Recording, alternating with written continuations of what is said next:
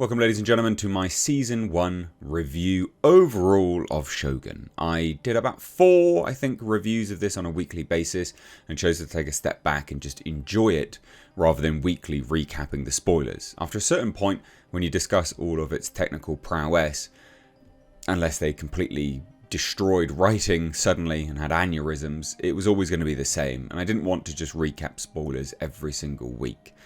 So I took a step back and enjoyed the whole show, and now I'm bringing you my Season 1 review. We'll talk non-spoilers about this. I just want to talk about how incredibly well crafted it is, and how I'm very, very excited for things to come, because they leave it open for, of course, Season 2. And I really do hope they get to make it.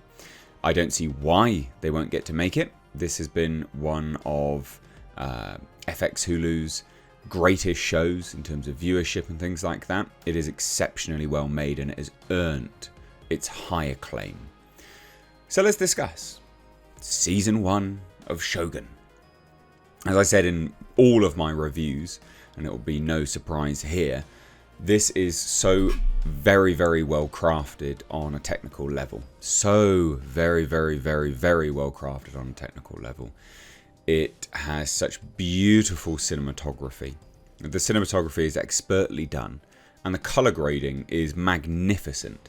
It gives a really, or sort of authentic feel, I guess. They've chosen a very wise colour palette to work with on this show. But the set pieces, the locations are magnificent. It is such a beautiful location set that they've been working with here. And the set pieces, the design, truly just wonderful to immerse yourself in what is feudal Japan. So if you don't know what I'm talking about, this show, Shogun, is based in feudal Japan. It's set in feudal Japan. It stars Hiroyuki Sanada as Lord Yoshi Toranaga. It also has Cosmo Jarvis as Anjin-san, or the individual known as Blackthorn. Anna Sawai, Maliko-san, Todo Maliko, and a whole range of other actors here, there, and everywhere. There is no actor in this show that is bad.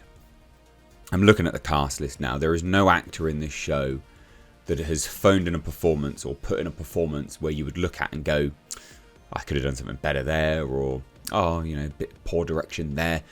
Everyone is on their A game. Everyone. Absolutely everyone. And you know what? This show earned its finale. Now, the writing on this show is an adaptation of novels, but it is based on true events. It's based on real people, true events which occurred in Japan. Obviously, there's dramatization which occurs, and all this other situational things, you know, have been dramatized and played up. But there was the first Brit in Japan. He was known as the Anjin. His sort of presence in Japan is still revered today. He has temples to him. You know, your Lord Yoshi Toranaga is based on a real person. There are real situations which occurred. But this is so incredibly authentic despite all of that. You know, you think in modern day society now, they would have just took that opportunity to go full pelt, balls to the wall nonsense.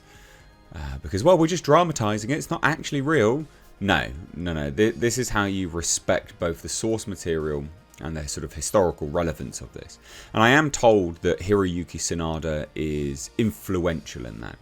So much so that apparently, I don't know this, I don't speak Japanese, but I'm reliably informed that even the form of Japanese that they use in this show is an older dialect. One which, if you were to use today, would be quite odd. So that level of authenticity is fantastic. But the writing is so exceptional. This final episode, again, no spoilers, but this final episode, my God, hit me in the feels. And you know, for a show to hit you in the feels as much as this did, to really get you, but also to be not simply sort of emotional at sort of characters and things which are happening, etc., but to be so excited for what's to come, is exceptionally well written in terms of the whole narrative. So exceptionally well written. This, God, I mean, this pisses all over Game of Thrones. Now, I know they obviously crapped the bed on their final season, but that was a show which gripped everyone. I've been saying from the start, if you don't watch Shogun, you are absolutely missing out, because this is an exceptionally well-made show. The set pieces are beautiful, authentic. The swords, the sword play, the props, just second to none. The costume design, amazing. The brutality of feudal Japan is there, clear as day, on display. The philosophy of feudal Japanese lords and regents, all on display. The way that they sort of recreate some of the locations with some elements of CGI here and there, it works. It's all blended quite seamlessly. Colour grading, just absolutely stunning. Absolutely stunning. And there are two main anchors in this show, and all characters gravitate around them. So you've got Cosmo Jarvis's Blackthorn and Hiroyuki Sanada's Lord Yoshi Toranaga. These two characters and their interplay is amazing. It's so well written. Lord Yoshi Toranaga's master plan coming together. Because he has a plan. Oh boy, does he have a plan. And I cannot wait to see how it plays out. This is how you do it. This is how you do a show. Even Anna Sawai, who plays Toda Mariko, great. I don't know her in that much. My previous experience of her was in Monarch Legacy of Monsters, and she was awful in that. But this goes to show she can truly act. Truly act. She was absolutely brilliant in this. There is nothing... There really is nothing that I can pick up on as something which I am critically... I'm massively critical of. Everything about this show is brilliant.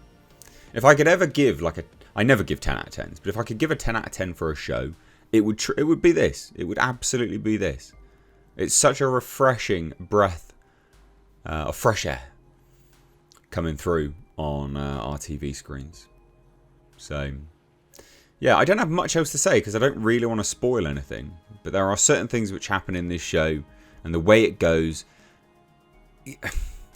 Character deaths obviously happen. So it's not a spoiler to say that. But how they're handled matters from a narrative perspective. It's how you come to relate to characters moving forwards. Whether you love them, you hate them, you feel sad with them. All these kinds of things.